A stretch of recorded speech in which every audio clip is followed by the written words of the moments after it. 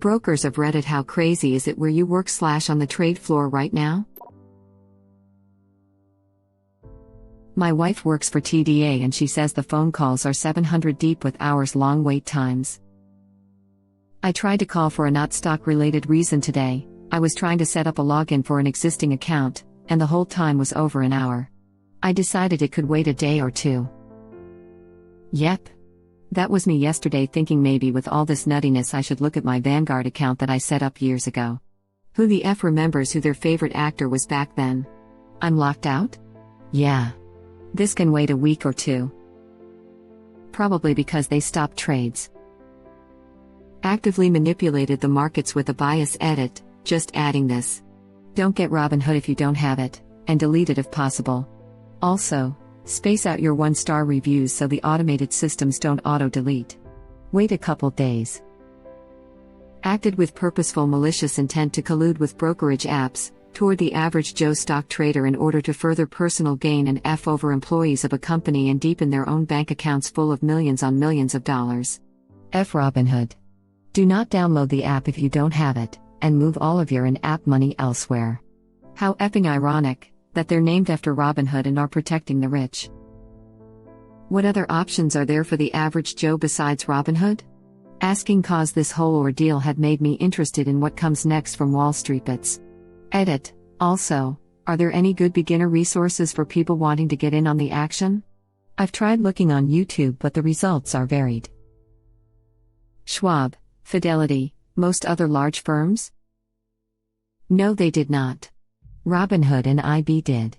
TDA only limited use of margin, which is standard practice during extremely high volatility. By all means FRH, but TDA didn't do anything wrong. I like reading through these comments and trying to translate what the H is happening.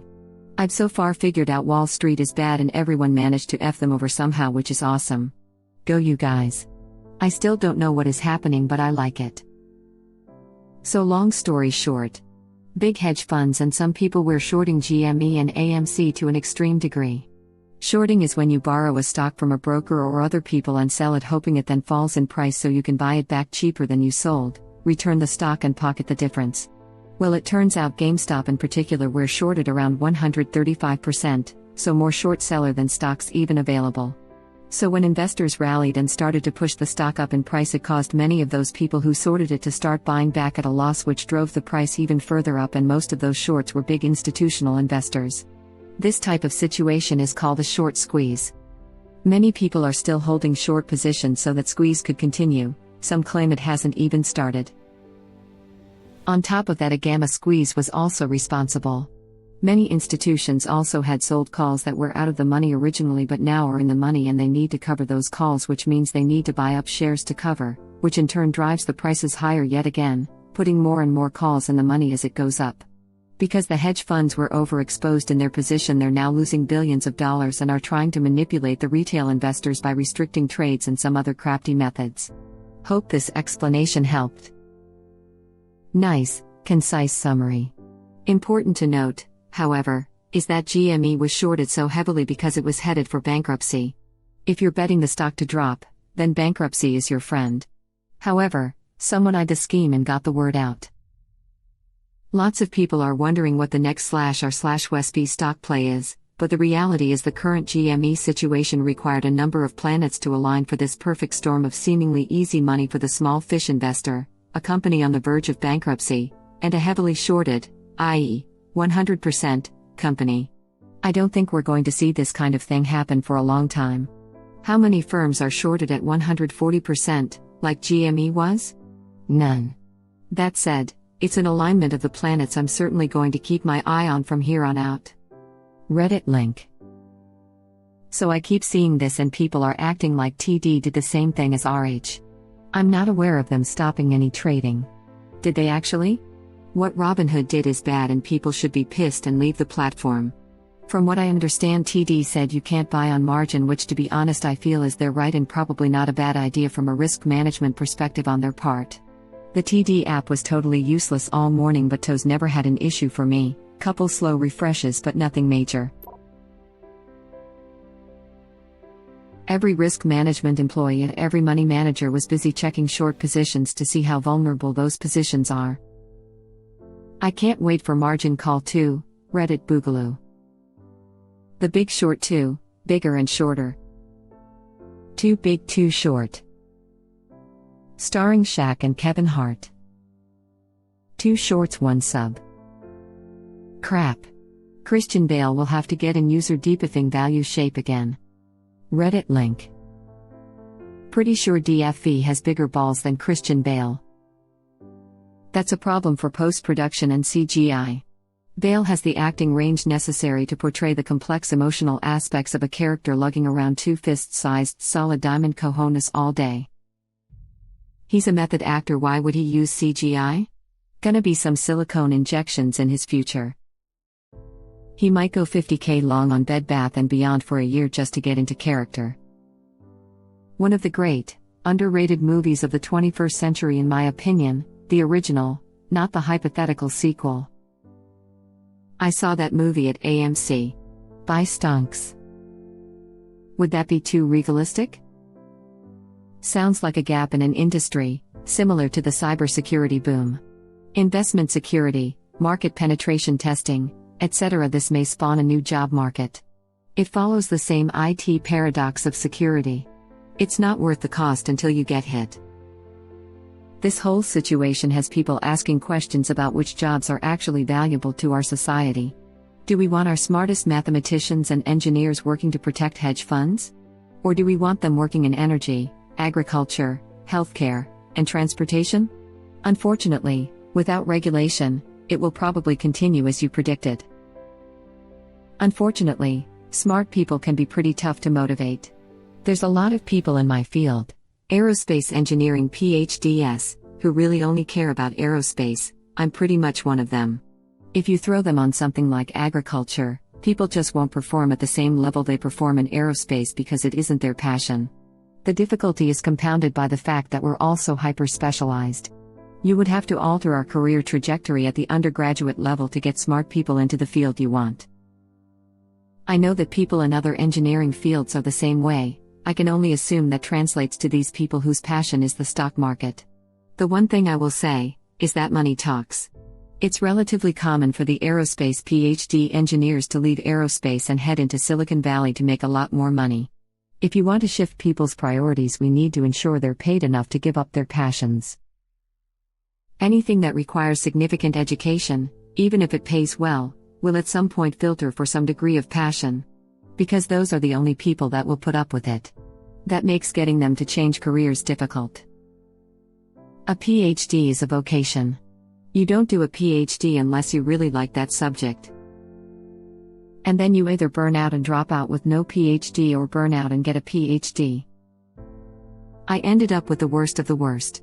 Burned out, got the PhD, and couldn't get a job in my field due to oversaturation.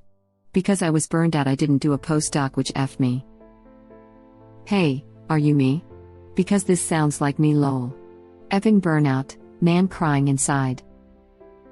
I burned out on the PhD, got a master's instead, and got a job doing exactly what I learned in school.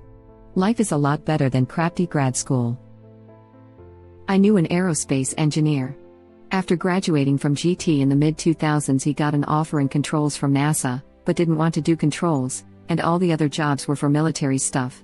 So he got an MFA in poetry. Now he teaches English to college kids and makes hand-bound letterpressed books, mostly poetry by various Anglophone writers. He seems to get a lot of satisfaction out of things that he admits seem tedious. Edit, a word. I mean this sincerely, good for him. It sounds like teaching English is more in line with his passion than aerospace. He's exactly the type of person I'm referring to. The money, or ethics, in the case of military work, of one field weren't enough to shift him away. When I explain my work, even to other aerospace engineers, they roll their eyes and say it's too much math, controls adjacent position. So I understand him saying he enjoys things others find tedious. Admittedly, he has a long-term project of designing a flight machine powered by a bicycle, and works on cars and bikes a lot in his spare time. He definitely doesn't love teaching, but I think it's most suitable for him psychologically and socially.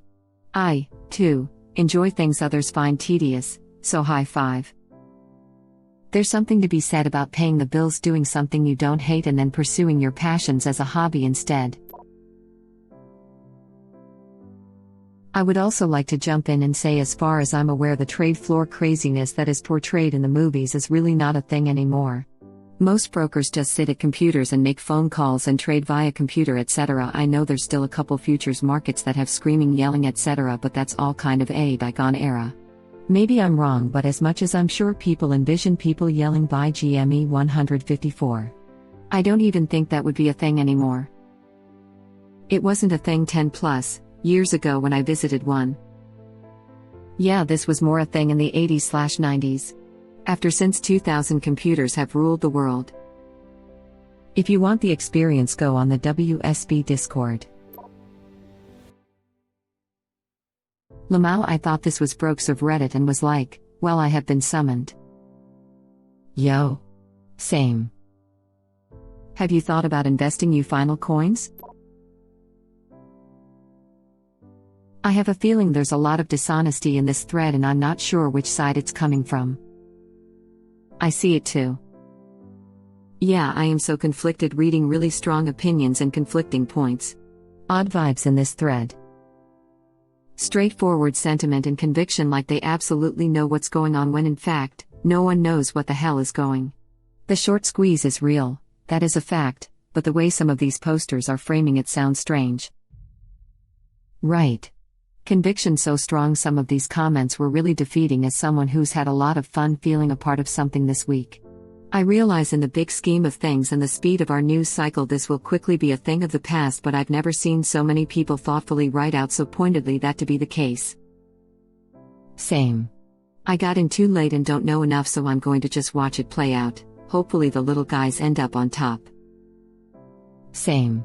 In the red corner, WSB is being Judas steered by some investors in the know who will make their money and leave them in the dust. Most of WSB memers are doomed when those at the top of the pyramid bail and the bubble pops. In the blue corner, a lot of hedge fund money got caught out doing some pretty risky investment, and WSB caught on quick and capitalized. When the bubble pops, all but the dumbest WSB memers will be fine, even if their cuts aren't as juicy as they'd hoped. The real kicker for me is the difference between each corner's rhetoric on the buy freeze on apps like Robinhood. The red corner talks like it's no big deal while the blue corner talks like it's very much a big deal. Not really sure which corner is truer or if anyone can predict and prove it one way or another. Just going to have to wait and see, I think. Personally, I don't take serious investment advice from strangers on the internet, though I did throw some funny money into it. AMC mainly because there's some rationale in the longer term. I will say though, there's been some strong evidence of astroturfing on WSB and some of the other investment subreddits. For real. The worst is that I do buy the argument that an app like Robinhood should provide some guide rails for clueless investors, like me, but with the report that Robinhood is owned by a firm that is short on GameStop. It's hard to reconcile. That guide rail could have easily been just a strongly worded warning and disabling market buys for this particular stock, while still allowing limit buys. For those who don't know, market buys are the typical way stocks are bought by small-time investors. It means you instruct your broker to buy the stock for the cheapest offer he can find in the order book, whatever that price may be at the moment. Normally, this is no big deal, but when the market goes crazy and the available stocks at one moment in time become scarce, the cheapest possible price may well be $5,000 for a stock you thought would be $300 apiece. In those cases, you use limit orders instead, which means buy N share of this stock for me at cheapest available price, but don't pay more than X dollars per piece. If the broker cannot find any sell offers cheap enough then and there, he will put your order on the order book instead, for the next guy who comes along and wants to do a market sell order. I think the brokers are playing too cool. Several large firms committed blatant market manipulation today, in front of God and kingdom. That isn't the kind of love you make when nothing is really on the line. Same here, the people saying it's nothing major, at best an inconvenience, seem to be too massively recurring to be honest or true.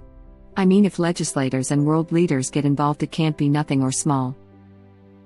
Thank you for watching. Please subscribe to be the first to know about Red Rabbit Reader's new videos. If you like our videos, please like them on YouTube and share them with your friends. We welcome your comments below. Press to start another of our videos.